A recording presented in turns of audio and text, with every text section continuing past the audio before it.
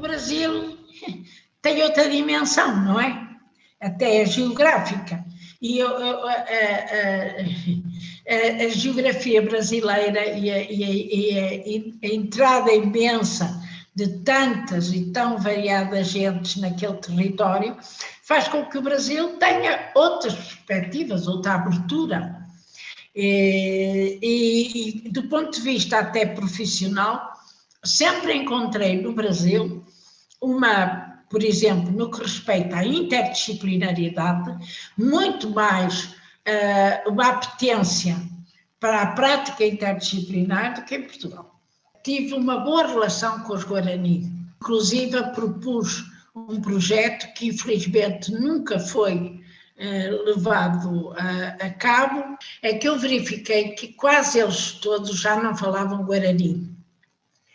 Ou então falavam Guarani e não falavam castelhano. E havia dificuldades de integração destas pessoas. Eu estava a pensar desenvolver com a colaboração de universidades argentinas de uma província que se chama Misiones, e chama-se Misiones por causa das missões jesuíticas, e eu estava a pensar criar uma escola junto de uma comunidade, que pudesse ser assim uma espécie de um projeto modelo. E quando falei com o chefe da comunidade, e lhe perguntei o que é que ele gostava que se ensinasse nessa escola, eu achei extremamente curioso que ele ressaltasse que era muito importante para ele e para os outros Guarani daquele grupo, reaprender as músicas que tinham sido desenvolvidas e os instrumentos musicais que tinham sido desenvolvidos quando das missões jesuíticas. E eu acho que este caso é um caso extremamente perturbador para mim, no sentido em que, tendo os jesuítas sido expulsos destas zonas a partir do Tratado de Madrid, que corresponde aos finais do século XVIII, como é que estes povos, que depois houve toda uma tentativa de esquecimento da presença dos jesuítas e as aldeias, os 30 povos foram quase todos destruídos. Há vestígios, há felizmente ruínas, mas são ruínas. Como é que aquele Guarani me dizia que queria para os filhos e até para ele a possibilidade de vir a tocar um instrumento, como eram aqueles instrumentos que os jesuítas desenvolveram, porque até houve um instrumento, por exemplo, um tipo de harpa, que era a harpa missioneira. A cultura missioneira é a cultura que foi desenvolvida nas missões jesuíticas junto dos Guarani. Eu lembro quando foi uma grande exposição em São Paulo, sobre os 500 anos da descoberta do Brasil, a ver o barroco brasileiro e o barroco missioneiro. Há um barroco, há uma arte arquitetónica, nomeadamente decorativa, que é diferente de, por exemplo, o barroco de Ouro Preto, das magníficas igrejas de Ouro Preto, e o barroco de São Miguel ou de Santo Ângelo, no Brasil, ou até do barroco de Santo Inácio Mini, etc., são barrocos diferentes. Bem, mas voltando a esta questão, os chiquitos que eu conheci na Bolívia, não no Brasil, esses eu fiz menos contacto com a população, fui mais visitar eu não sei se diz, agora não me lembro, se é Chiquitana, Chiquitiana, que é perto de Santa Cruz de la Sierra. Eu fui de avião até Santa Cruz de la Sierra. A primeira vez fui São Paulo, La Paz, Santa Cruz de la Sierra, e fui sozinha, completamente só. E daí é que parti para conhecer algumas das missões jesuíticas. Depois, na outra vez, fui com a Maria Estela Guedes. Dessa segunda vez, alugámos uma carrinha e fomos então visitar e andamos mais ou menos uns 200 quilómetros de terra batida. Em relação aos chiquitos e este setor da intervenção dos jesuítas, as igrejas estavam completamente destruídas, mas houve chamemos-lhe assim, um benemérito, eu diria até um louco cultural que resolveu investir, eu penso que ele era suíço, e que resolveu investir no restauro das principais igrejas, de tal modo que hoje constituem património da Unesco. Dessa segunda vez, nós fizemos um itinerário, fomos visitar a maior parte dessas igrejas, que estão completamente restauradas. E que algumas delas têm situações, a San Javier, Santana, San Miguel, penso, Santana e San Javier, eu não sei que sim, são todas perto de Santa Cruz de la Sierra. E essas é interessante ressaltar que, por exemplo, na ausência de prata, e porque os chiquitos eram muito sensíveis ao abrilhantamento dos espaços, os jesuítas utilizaram mica para dar o efeito de prata. Isso é muito interessante. Outro aspecto que eu também achei muito curioso foi numa das visitas, vimos um célebre órgão que atravessou os Andes numa mula, porque um jesuíta sábio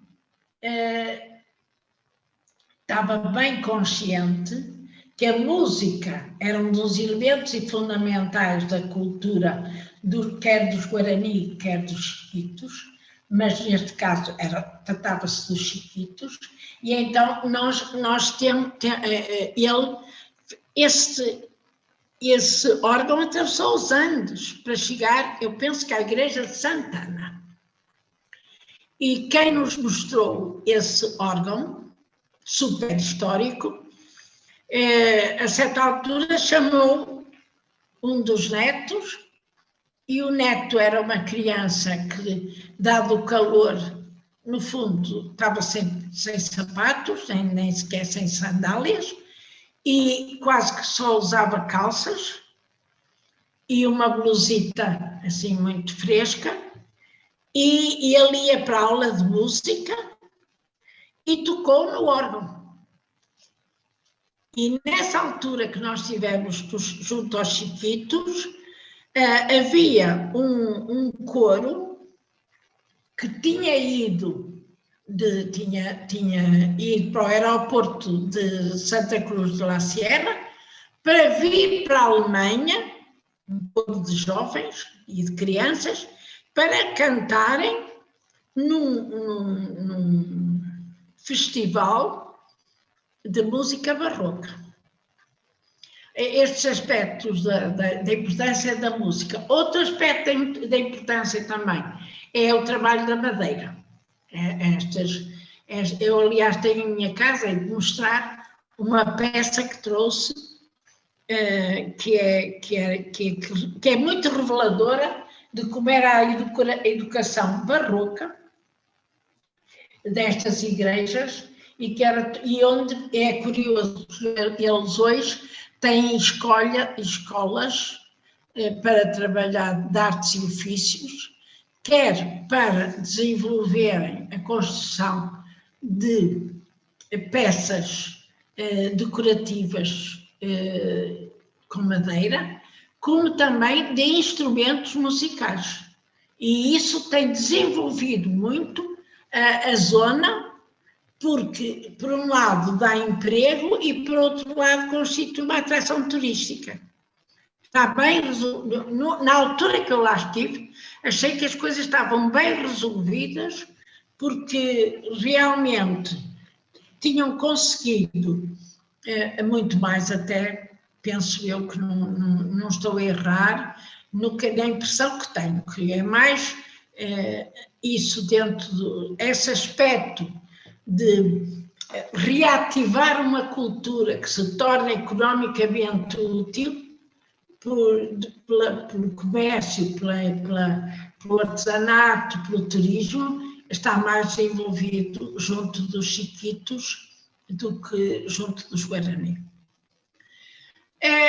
Evidentemente que houve outros países da América Latina que eu visitei que não tinham nada a ver com esta problemática. Teriam a ver com outras problemáticas que também me interessavam, como seja, por exemplo, as relações da Espanha com a América Latina, porque a América Espanhola, do ponto de vista da história das ciências, sempre constituiu um tema muito importante para os historiadores espanhóis da história das ciências. E nós sempre estivemos muito atrasados em relação a eles. Agora não posso dizer, mas na altura em que eu fazia trabalhos relacionados com a história das ciências no Brasil, eu achava que nós tínhamos uns 50 anos de atraso em relação ao desenvolvimento que nos Centros de História das Ciências do CSIC, do Conselho Superior das Investigações Científicas Espanholas, faziam em relação a nós. Quer dizer, eles estavam muitíssimo mais desenvolvidos, muito mais. A Espanha, talvez por ter sido um império, realmente, do ponto de vista da história das ciências, sempre privilegiou, sem dúvida, os estudos sobre Cuba, os estudos sobre o México, os estudos sobre a história, por exemplo, do Jardim Botânico de Cuba, a história sobre a célebre expedição do Pacífico, que foi uma expedição notável dos finais do século XVIII, que os espanhóis fizeram na América Latina. É muito mais estudado e há muito mais fervor em relação a essas temáticas. Eu também, depois, neste contexto todo, acabei por me integrar numa rede de história da química e da biologia nos países, nomeadamente, ibéricos e sul-americanos, e também no México. E, por exemplo, também tive a sorte de ir ao México, porque realmente não há dúvida que o México é um dos países que mais revela a opulência da colonização espanhola. Mas, talvez de tudo que eu tenha visto, mesmo assim, a maior opulência por concentração foi em Potosí. Potosí dizem os guias turísticos, que é a cidade boliviana que é uma cidade boliviana. E esta cidade é, segundo eu li na altura, a mais alta do mundo. Daí que Potosí levante grandes problemas de adaptação, que só se conseguem vencer através de mastigar coca. Então, eu cheguei, as minhas aventuras em Potosí, eu fui de La Paz a Potosí e caminhonete. Esta caminhonete viajou quase que... Eu sei que cheguei a Potosí ao fim da tarde. E para se ver como eram as diferenças antes e depois do 11 de setembro.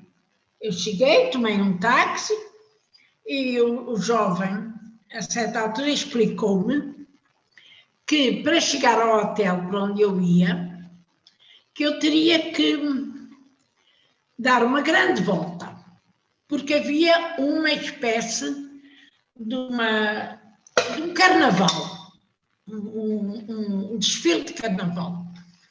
E mas se eu quisesse, íamos dar essa volta. Se não, parávamos o táxi, ambos víamos esse desfile e depois ele levava-me ao hotel. E eu achei ótimo a ideia.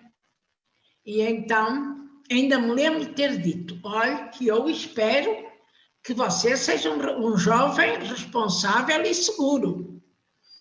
Bem, lá fomos ver era assim, devia ser, aliás, pode-se ver, está descrito essa cerimónia, porque tem elementos históricos, tem elementos atuais, é um desfile típico da cidade de Potosí. Potosí é um imenso, quer dizer, olhando-se, quando se cá de baixo, a gente vê que é um imenso... a sensação que está é que temos em frente a nós como é que se chama? Não é uma pirâmide. É uma pirâmide sob certos aspectos, mas como é redonda em baixo, chama-se, terá outro nome.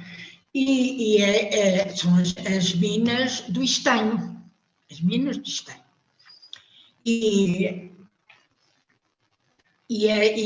eu fui lá porque realmente queria perceber qual tinha sido o papel de Potosí nas relações mercantilistas com a Espanha.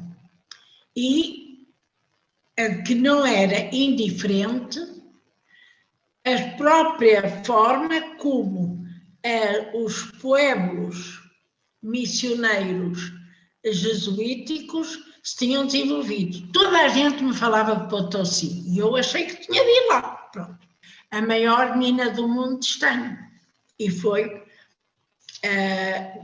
já li vários estudos que defendem que o capitalismo nasceu em Potosí, por causa do estanho que permitiu, de facto. Desculpem, eu estou a falar de estanho, é da prata.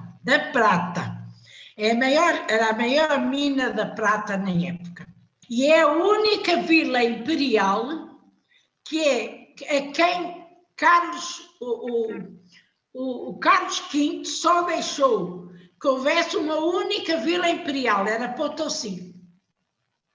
Ele só admitiu que o seu nome como imperador estivesse ligado a Potosí, escreve-se P-O-T-O-S-I. Então, mas eu estava, a confusão já agora é curioso que nós às vezes fazemos associações erradas. Quando eu cheguei à Bolívia pela primeira vez, como disse, fui de avião de São Paulo para Santa Cruz de la Sierra. E quando cheguei, ia no avião, a certa altura, paramos em Cochabamba, antes de chegar era São Paulo, Cochabamba,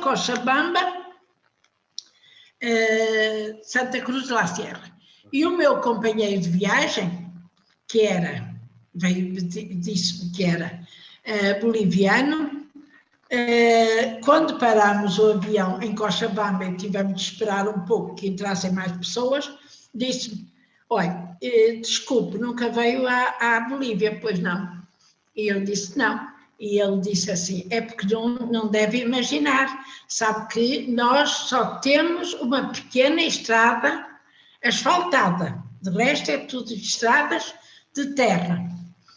Mas, como é portuguesa, deve-se lembrar de houve um boliviano, Selmo, que viveu perto de Lisboa. Então, quem era? O Patinho. P-A-T-I-N,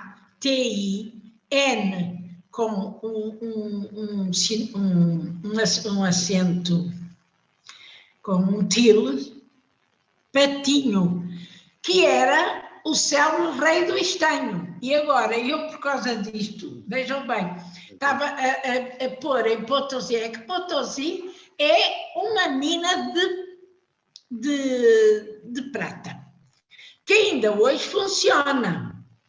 Agora, então, em Potosí, era isso que eu queria dizer, onde eu vi a concentração maior da opulência do poder eclesiástico na América Latina, foi em Potosí. Potosí tinha, eu acho que tinha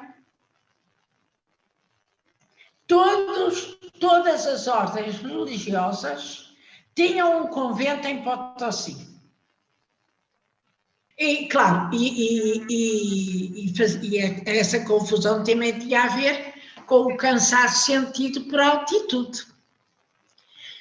Então, eu cheguei à conclusão que não me tinha tomado chá de coca, logo que cheguei ao hotel, tomei coca no dia seguinte, mas que não aguentava sem mais coca.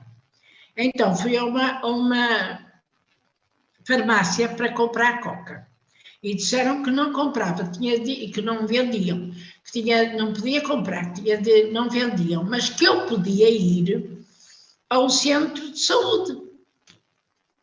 E eu pensei, não, esse centro de saúde não vou perder tempo. Fui ao mercado e comprei folhas de coca.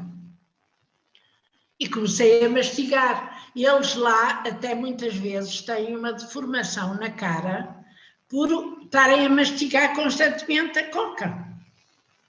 E eu tomei, e a certa altura dei comigo a sentir que estava no melhor dos mundos. Tudo era cor-de-rosa, nada me perturbava, que realmente nem sabia a que horas era a caminhonete, porque eu ia para a Argentina, dali, e à noite.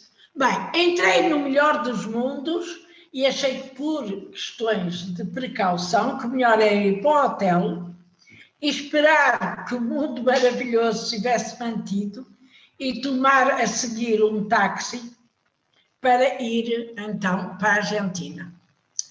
E de facto, porque eu, no dia seguinte, ia inaugurar um congresso na Argentina. Mas a ação da coca desvalorizou toda essa responsabilidade e eu achei que estava feita, que nada ia acontecer. Eu entrei para aí na caminhonete às 5 da tarde, fiz uma viagem de noite que só era feita nos Andes de noite, que era para a gente não se assustar com os desfiladeiros. Parámos, a caminhonete parou 2 ou 3 vezes em casas particulares para que nós fôssemos ao fundo do quintal, ao buraco feito casa de banho, e por isso dávamos um mísero, nem chegava a 1 euro, nada disso, chegava para 10 cêntimos. E as famílias era para ver a miséria, as famílias mantinham-se despertas durante a noite, no vislumbre que alguns 10 cêntimos lhe aparecessem durante a noite. Depois cheguei então à tal cidade, que agora não me lembro, mas que era uma estância com um clima muito interessante, e era o congresso. E lembro de me deitar. Antes de me deitar, pintar o cabelo, tinha levado um produto para pintar o cabelo, eu na altura usava o cabelo vermelho. Deitei-me, pus uma touca de plástico, deitei-me, acordei, lavei a cabeça, vesti-me e fui fazer a conferência inaugural do Congresso. E acho que tudo isto porque estava sob a ação da Santa Coca, que realmente deu para descontrair completamente. Bem, aventuras como estas eu tenho muitas, mas a Bolívia foi o país onde eu tive mais aventuras. Aliás, eu não vou falar sobre isso porque nunca falo, mas se o Ricardo quiser, na revista Triple Off, que é uma revista que me foi dedicada, que se chama Homenagem à Ana Luísa Janeira, a Maria Estela Guedes revela uma façanha que nós tivemos na Bolívia, que é muito interessante e muito específica e muito aventureira e muito dolorosa. E ela, quando eu dei a última aula, quis provar que viajar com a Ana Luísa e fazer projetos com a Ana Luísa que implicavam tantas aventuras, que não era simplesmente viajar, era viajar com uma aventura, como eram as aventuras dos naturalistas. Eu várias vezes me senti, ao longo da vida, nestas viagens, muito mais uma naturalista do século XVIII do que propriamente uma investigadora da Universidade de Lisboa do século XX. Bem, mas essa descrição é de ler. Eu fiquei sempre muito agradecida à Estela Guedes por ter feito essa revista e por ter introduzido essa façanha. Essa façanha passou-se... Ora, a descrição que ela faz é em 2011. Em 2011. Essa façanha deve-se ter passado mais ou menos uns 10 anos antes. E ela foi tão dolorosa e tão especial para nós as duas, que embora fôssemos pessoas que nos víamos frequentemente, até porque trabalhávamos na Faculdade de Ciências, tínhamos muito contacto, etc. Ela era diretora da Biblioteca da Biologia. Nós nunca mais falamos nessa aventura. E então, na altura em que eu dei a minha última aula, eu, como ela tem uma veia extraordinária como escritora, e como ela seria a única pessoa que poderia descrever, porque eu nunca iria descrever, eu falei-lhe, ou ela me falou, eu não sei. Eu não sei exatamente, fui eu que lhe sugeri que ela escrevesse ou se foi ela que me sugeriu, eu vou escrever. E o que é certo é que durante 10 anos nunca falamos dessa aventura. E por conseguinte, eu acho interessante que o Ricardo, se quiser, leia, porque faz parte, revela muito, até tem muitos aspectos, que revela muito a minha forma psíquica de estar no mundo, e nomeadamente na viagem.